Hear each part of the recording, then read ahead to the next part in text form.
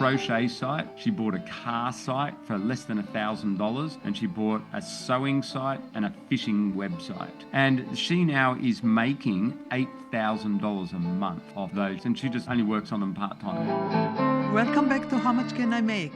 I'm Raad, and I'm very excited about today's guest, Matt Raad, because we are going to talk about a marketplace you may not even know exists, the digital real estate. I never heard about it before, but imagine this. What if you could buy a website the way you buy a house and have it make money for you while you're asleep? Sounds great, right? Well, actually, there is a way to do it. And Matt Raad is here to break it all down for us.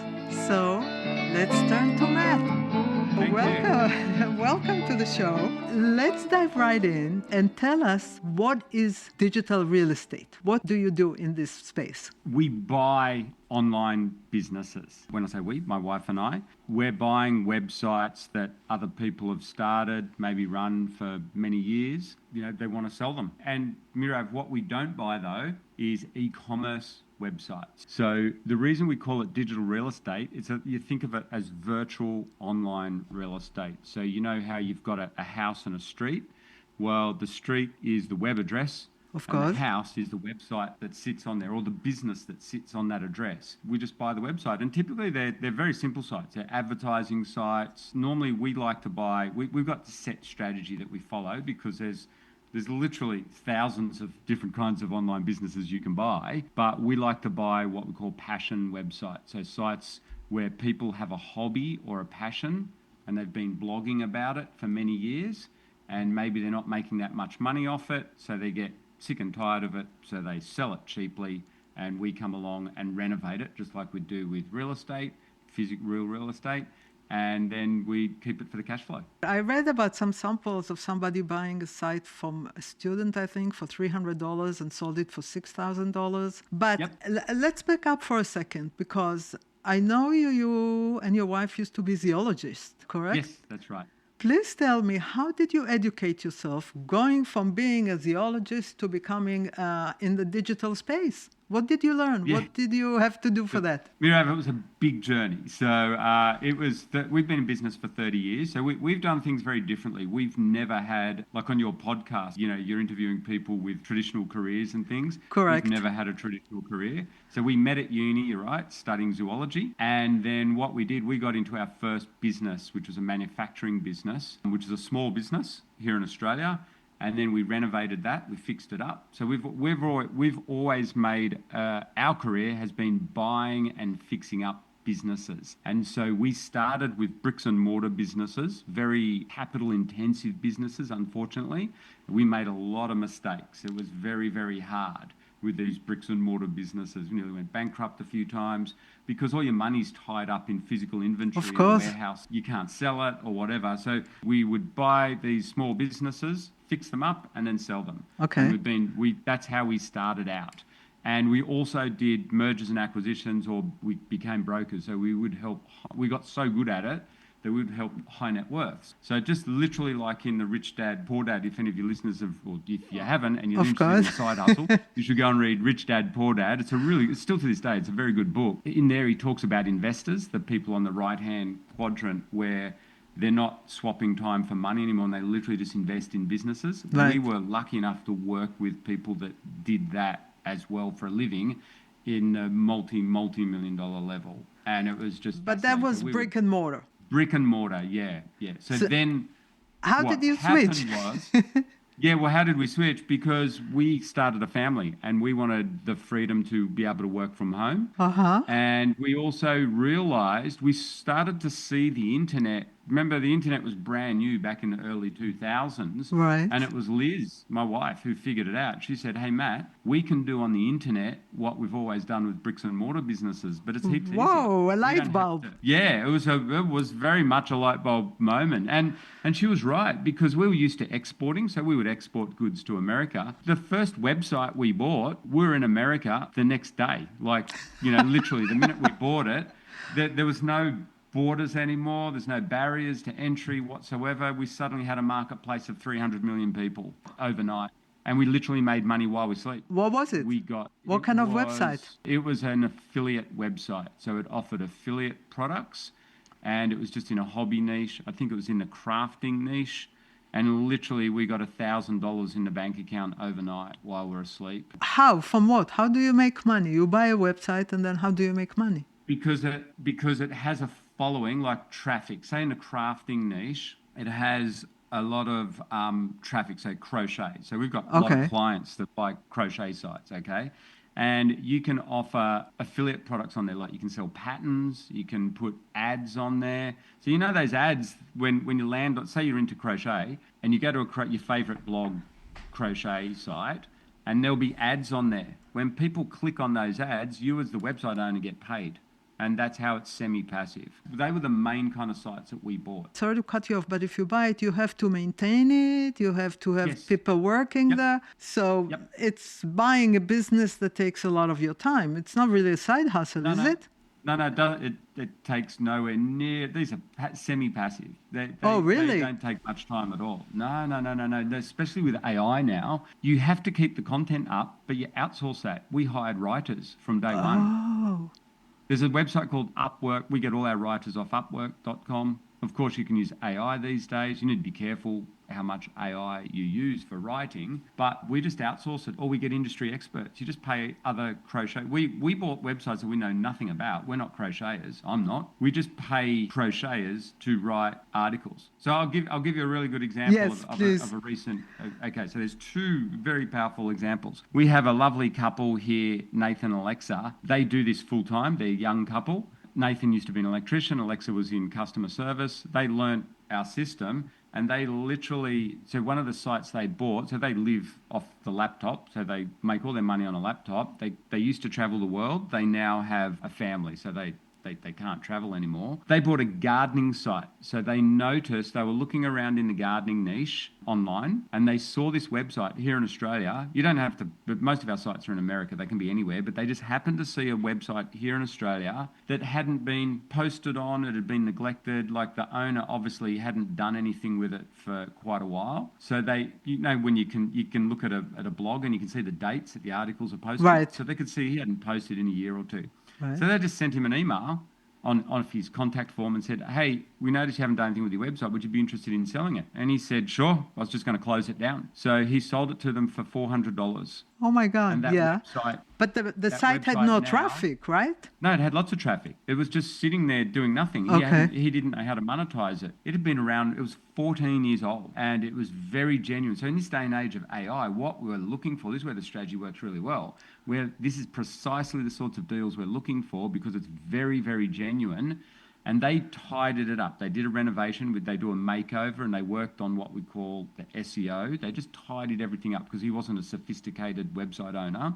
That site in spring now gets 80,000 visitors a month. Whoa. And makes these guys $4,000 a month net in spring, not in winter, but in spring. But there's spring in America, and then there's spring in the Southern Hemisphere. I mean, Southern Hemisphere. So they own a gardening site in America as well, which that's where they learned it. That site, their gardening site in America, makes them around $2,000. So wow. And they're not gardeners at all. They're laptop lifestylers. They hire gardeners to write articles and to keep up with the content and everything. So I take from what you say that you have to have knowledge in technology rather than this. So what would be the first thing you have to learn before you jump into this space? Well, that was our sticking point. When we first got online, it was very difficult for us because we're from farms and we'd never done the tech thing. And so we'd only ever bought and sold businesses. And so that's something to this day we're very passionate about. And the very first step we feel that you need to learn these days is how to build a website. I think that's the most important thing. So I'll share another story. We have one of our most recent success stories here is Ashleen. She is from the tech industry. She's made money out of crypto. And she was just burnt out. So we have a lot of burnt out clients who come to us because they're earning lots of money and they want to escape the corporate rat race. So they hear about what we teach and that was Ashleen. And we taught her this strategy, exactly what I'm saying to you, buy these little simple passion sites. And she first learnt by she bought a crochet site, she bought a car site for less than $1,000, and she bought a sewing site and a fishing website. So about fishing. And so when people click on there's articles, she knows nothing about fishing, she knows nothing about sewing, she knows nothing about cars, and she knows nothing about crochet. But she just outsources it. This is just in the last year. And she now is making $8,000 a month off those. She's got a portfolio of these sites, and she just only works on them part-time. Work a few hours in the evening. So one of them she bought for $50,000 or $45,000, I think it was. It's the best one. It is a website that teaches people how to become a Thai massage person. Ashleen knows nothing about Thai massage at all, so it's got courses on it.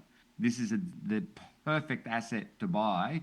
Most people would look at that website and have no idea how much money it makes, right? I think it's been running for 15 years. It's started by a lovely guy, an expat, who lives in Bali. So he just moved to Bali and he teaches Thai massage. He started a website, started blogging about it 15 years ago, and he puts courses on it. He's bored with it. For 15 years, it's made anywhere between $3,000 to $5,000 a month consistently. That's net profit. So while you live in Bali, that's a lot of money. And so Ashleen bought it for $45,000. That's way better than real estate. That you can't get a return like that out of real estate. She's a young person. For her, that's life-changing. So she doesn't have to go back to work now. How do you recognize a good buy? How do you find, the crochet? How do you find the gardening? How do you find this? It's due diligence. So it's similar to due diligence that you would do on a bricks and mortar business, but there's just a bit more to it. There's a few things you need to learn. And what we recommend is, please, if you're listening to this, do not rush out there and buy the first website that you see. You will not know what you're doing and you'll make mistakes. So when you start to learn this, we get people to buy websites like Ashleen under $1,000. So her sewing site and her car site were each under $1,000. And then the next one was 10 grand. And then the next one was 20 grand. So you can step it up like that. But we get people to start very small.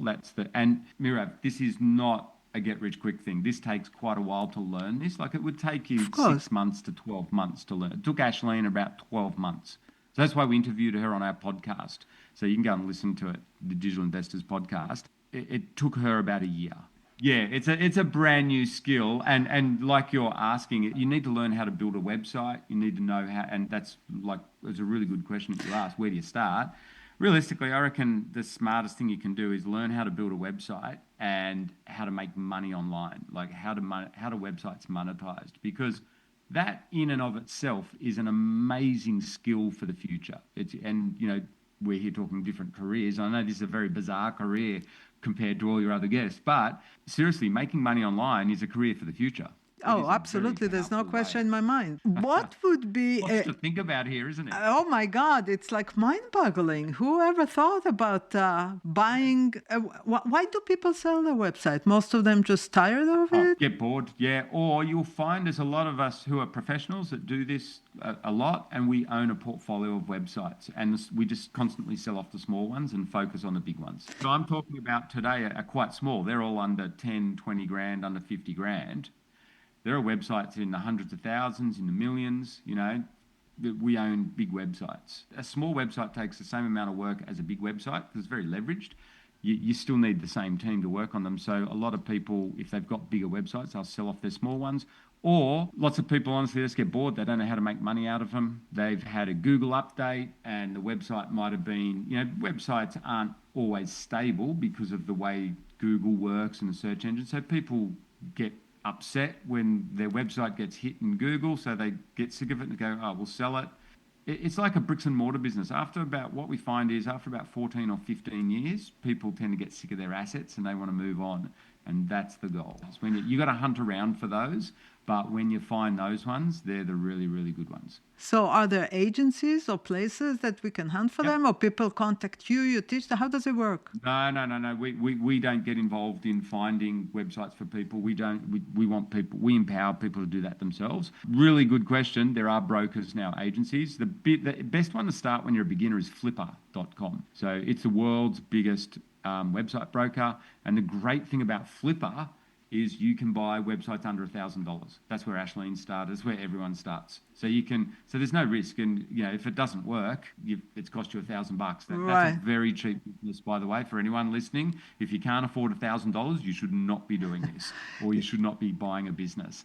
So I'm going to be blunt about it, but you've got to spend money to make money in business.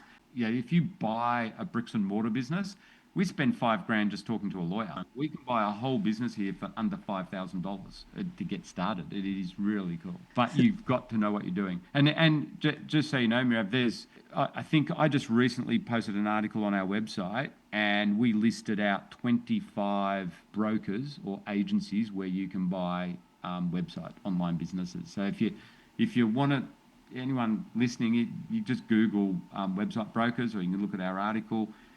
There, you want proof that this works. It's very mature market now. Like most brokers are selling websites in the millions now. What? That was never. So food blogs, millions of dollars.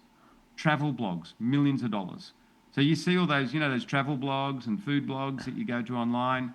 People have no idea how much money they make. They're making their owners lots and lots of money. But for the blog, you hire the writers, like you mentioned, right? And they maintain? Yeah, they maintain it. So often the blogs, like a travel blog, will start out with the person wanting to travel the world, so they blog about it. So it's a passion site. Then they get sponsorship deals, and that then turns into a full-on business. That's a very easy business model. We've got lots of clients that have done that. So you have to know a little bit about marketing to go to advertisers. Well, we teach that. That's how you learn it, by buying a small website. That's what Ashleen had no experience in that whatsoever. So that's why we got her to buy a small website. So she's learnt that over the 12 months. So when she found that Thai massage website, she now knows how to market it a lot better online. So you're right. Yes, I realised that she got good at marketing. That's one of the things she had to learn. So on a site like that, she's got to understand, I'm going to point, funnels. So lots of people visiting the website. It's got to have a sales letter that converts to an offer. And there's lots of YouTube videos about that as well. But we teach that too. But that's how you learn for listeners. That's why I want to reiterate, you start with a very small site. If you've never done this before, you start a very small site. That way it's very low risk, and you can do it in the evenings part-time. Like a side hustle. Yeah, like a side hustle. That's how 90% of our clients approach it, as a site. They start it as a side hustle, and then when it works, that's when they look at quitting their jobs and stuff like that. Amazing. So when you look at sites, and what is the most important metric for you when in your research? Good question. There's two, actually: profit and traffic. We live and breathe by that. So we need to verify that in due diligence. So if you go to any of these websites, so say you go to Flippa and you look up these websites. So Flippa has websites for sale from $1,000 up into the tens of millions. And it's exactly the same process on every one that we look at buying. And remember, we're buying a specific kind of website, ones that make money off advertising or affiliate offers, or selling courses or selling digital products. And the main metric that we're looking at, as you asked, is profit and traffic. And on Flippa, they quote the profit and traffic. And what we've got to do as due diligence is verify that it's correct. And now, luckily, these days, it's a lot easier. And the brokers help us as well, because everything's tracked online. And so the main tool that we use is Google Analytics. Anyone that owns a website will know what Google Analytics is. It's just a free thing that all websites on the planet pretty much have, provided by Google, that just tracks all the analytics. Imagine the data they've got out of that as well. That's unbelievable, I know. I wonder why they're the world's biggest company at the moment. But anyway, It is very clever. The Google Analytics lets us, you can literally request off the website owner access to their Google Analytics. So they can't fake it, because you can see it live. So if you know what you're looking for, that's very, very powerful. So it's a way easier way to do due diligence in bricks and mortar. And once you know also a bit about marketing and how the online space works, you can also do a lot of due diligence research on the marketplace. There's a lot of free tools, mostly Google. Google gives us pretty much everything, or AI. AI now is absolutely mind-blowing for doing due diligence on websites. It's really, really quick. It's way quicker than what it used to be. But that brings me to the question. There is a lot of cheating using AI. So how do you know that they don't have the whole thing that generated the whole website analytics and everything in this? How do you know you're looking at the real thing? Yeah, that's part of your due diligence skill. It's actually pretty easy, because it is hard to fake traffic, and the brokers are verifying this stuff as well.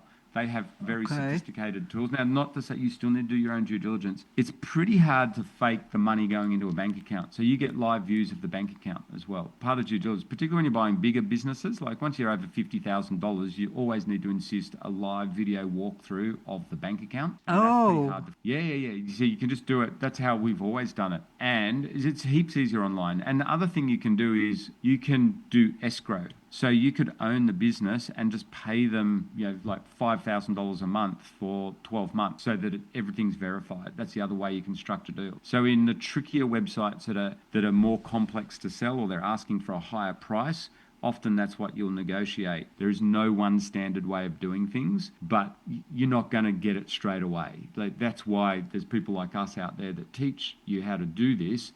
And you've got to go on that journey of learning it's like learning how to buy a business. You're not going to nail that straight away, although some of the gurus will tell you that, but it's not the case.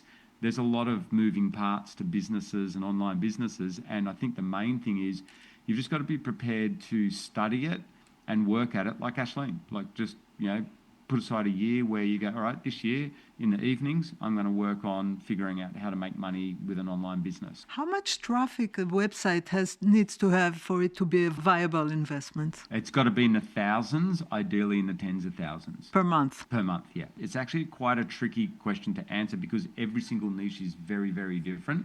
The sorts of sites we're buying, we say as a very, very general rule, the magic happens once you hit around 3,000 visitors a month and up. Oh, that's Because not too that's bad. enough volume to make money. But it depends on the offer. So if it's an AdSense offer, you're only getting 50-cent clicks or 20-cent clicks. So that revolves around, so every time someone clicks on the ad, you get 20 cents or 10 cents or whatever. So obviously, we need volume. That's where we need lots and lots of volume. So it's like being Right. on YouTube.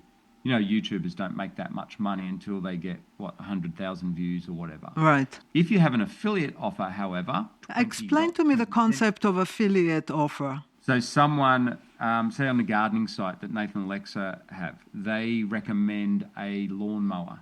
Okay. So someone clicks on their link, their affiliate link, Okay. and they're tracked, and they go over. So they write an article about how awesome this lawnmower is. Someone clicks on their referral link, which sends the person over to Amazon to buy it. Nathan and Alexa don't have to sell the lawnmower themselves. They just send them to Amazon, and they get a commission, 4 or 5%. What? Yeah, so they do nothing. That's All they do is amazing. talk about how great the lawnmower is. And then someone clicks on it, and then they're cookied. And if they buy that lawnmower off Amazon, Amazon have to fulfill it. Nathan and Alexa don't.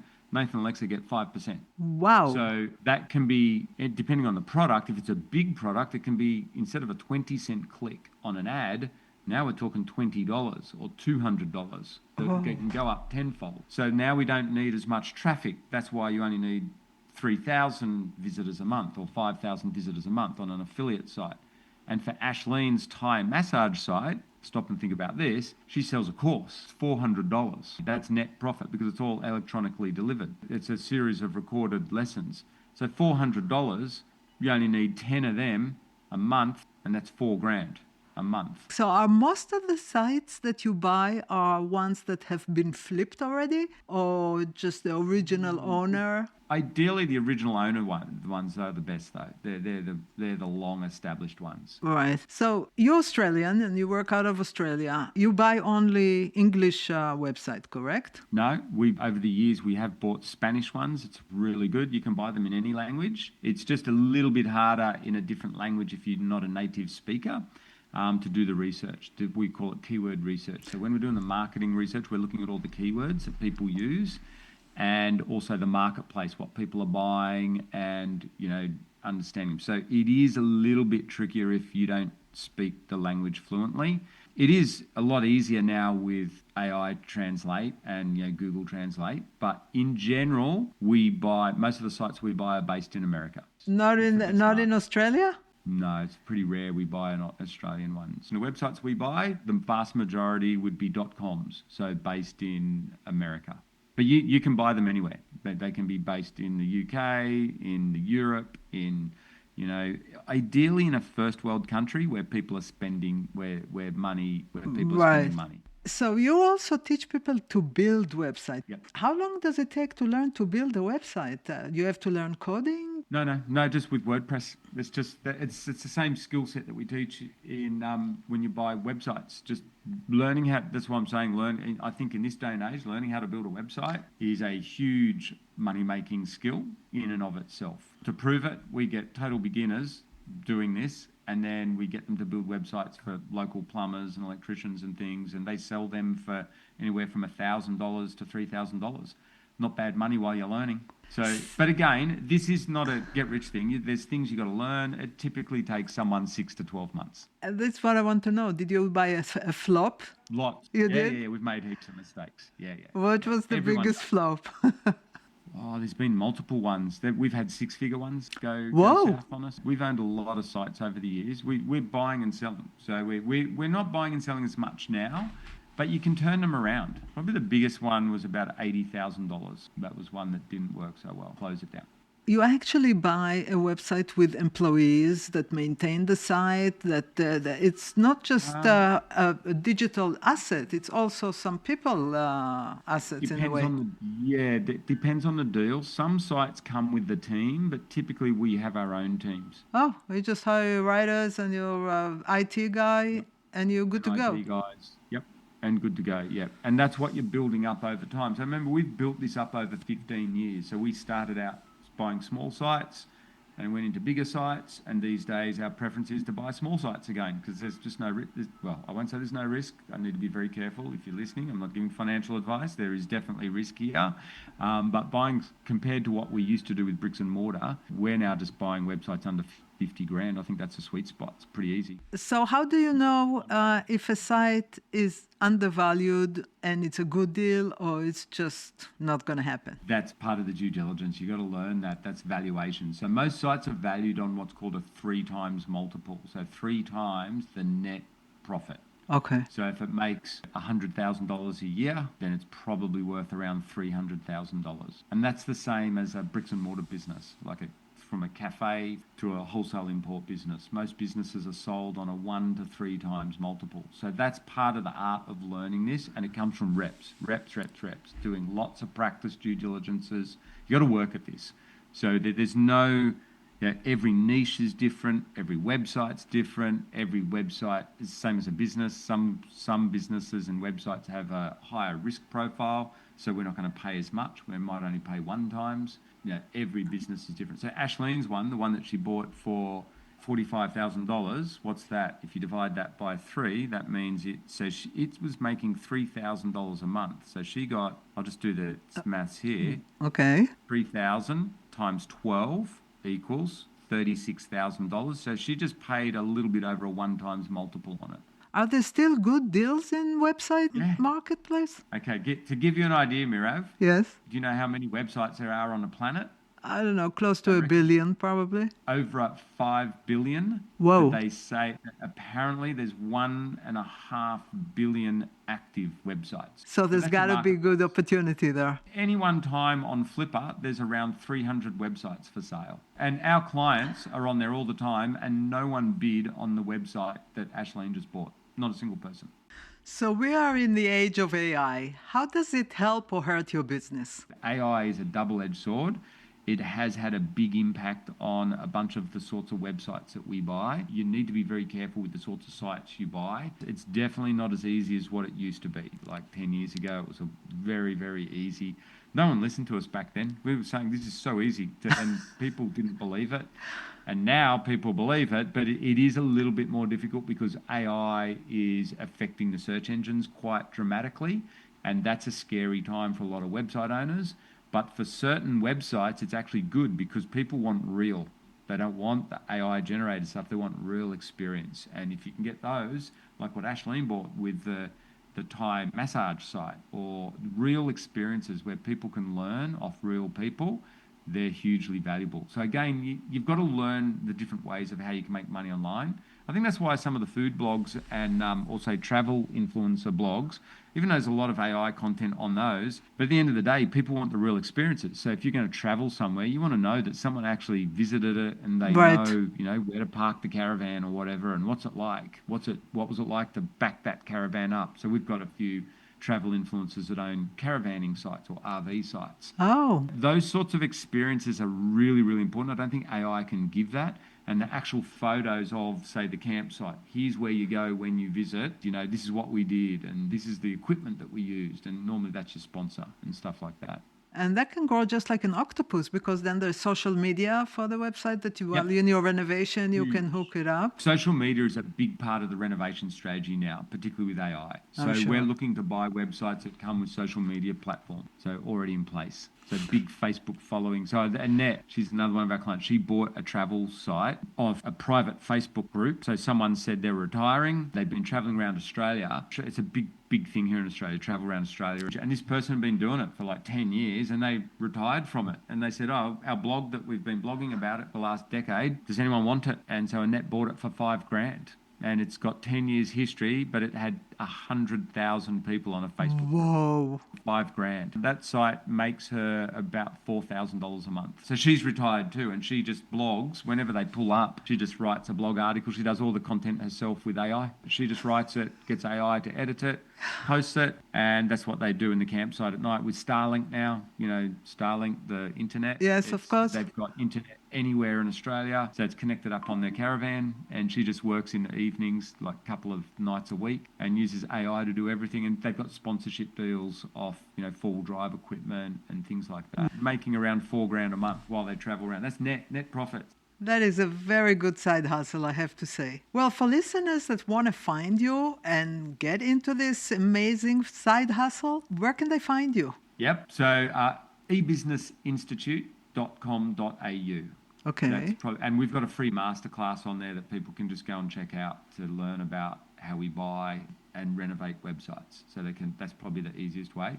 Or they can listen to our Digital Investors podcast. On there, we feature all our successful students. We try and record a story every couple of weeks of a student that's making money online. All right, listeners, now you know where to go if you want to get into the digital real estate world. Fantastic. Matt, I can't thank you enough. This was so mind-boggling and mind-opening. I mean, I'm going to look into some website for a side hustle. Yeah, it's a great idea. Well, thank you so much for having me on here, Mirav. It's awesome to see your excitement about it. I know, it's crazy. I take this stuff for granted. It's cool that you didn't realize it even existed. So hopefully your listeners are excited as well. Me and none of my friends. Now they're going to learn. Well, thank you so much. Awesome. Take care. That's a wrap for today. Thanks to Matt Raad for breaking down the world of digital real estate for us. Don't forget to follow the show for more surprising stories of how people make money. See you next time.